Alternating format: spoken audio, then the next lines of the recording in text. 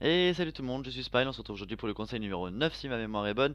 Et aujourd'hui on va parler d'un truc assez important, c'est-à-dire euh, le fait que les idées peuvent venir à n'importe quel moment et que du coup il faut toujours avoir de quoi les noter. Moi je suis quelqu'un qui note tout sur mon téléphone, mais je prends de plus en plus l'habitude parce que je trouve que le téléphone du coup c'est moins pratique des fois, il y a des moments où on peut pas le sortir ou quoi que ce soit. Donc du coup maintenant je prends un carnet de notes. Donc je vous invite vraiment, vraiment, vraiment à prendre un carnet de notes. Vous en achetez un, c'est pas si cher que ça.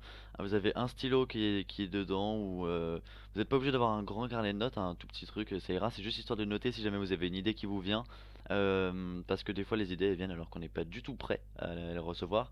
Et que si jamais vous avez une idée qui vient, il faut absolument pouvoir la noter quelque part. Et donc un carnet de notes c'est vraiment l'idéal. Comme ça vous rentrez chez vous. Si jamais vous avez rien noté, bah, vous le savez, donc vous regardez pas. Et si jamais vous avez noté quelque chose, eh bien c'est tant mieux, comme ça vous pouvez le réécrire, etc., le développer un petit peu chez vous, enfin prendre le temps, etc. Alors que si ça se trouve, vous étiez occupé au moment où ça vous arrivait, vous avez juste pris note en 3 secondes sur votre carnet, hop, faire ci, faire ça, c'est une super idée. Et une fois chez vous, vous avez le temps de vous reposer, c'est juste de vous reposer dessus, etc., et de vous reconcentrer. C'est juste vraiment histoire de bien pouvoir ne rien oublier, parce que moi ça m'est arrivé déjà plusieurs fois d'avoir une idée où je me disais, ah c'est une bonne idée, etc., ou des sujets de vidéo, etc., et au final, une fois chez moi, j'étais là, ah bah j'ai oublié.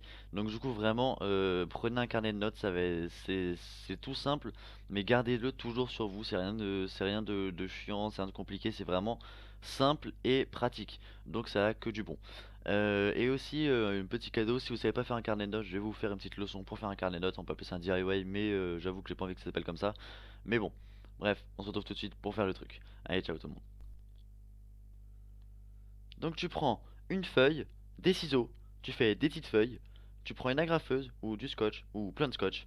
Ensuite, t'agrafes, puis tu mesures le scotch, tu fais un trait au milieu du scotch dans le sens de la largeur, de la longueur. Ensuite, tu recouvres le côté où il y a les agrafes de scotch pour cacher les agrafes.